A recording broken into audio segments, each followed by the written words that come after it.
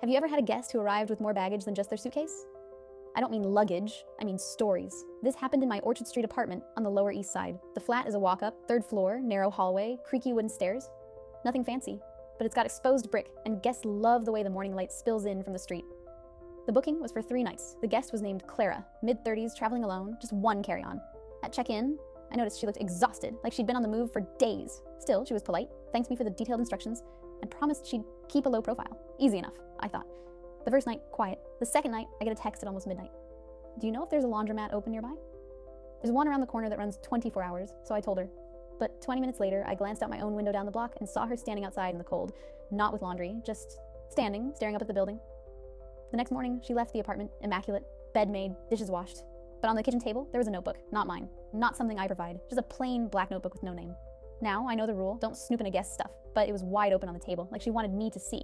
And the page was filled with lists, not to-dos, not groceries, addresses, dozens of them, written in neat block letters.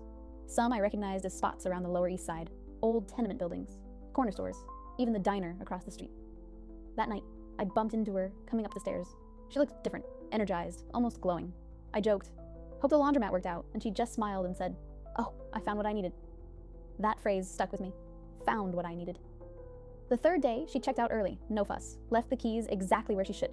But when I went in to reset the place, the notebook was gone, except for one torn-out page pinned to the fridge with a magnet. It was a sketch. My apartment, from the street below. Every detail exact. Fire escape, the curtains, even the crack in the top window pane.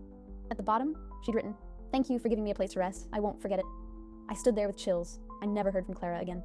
Her profile vanished a week later, like she deleted it. Sometimes, when I walk down Orchard at night, I catch myself looking at the corners, the doorways, the faces of strangers, wondering if she's still somewhere out there crossing addresses off her list. So, have I ever had a guest who showed up with more baggage than their suitcase? Absolutely. And to this day, I don't know if I hosted a tired traveler or someone chasing ghosts in the city.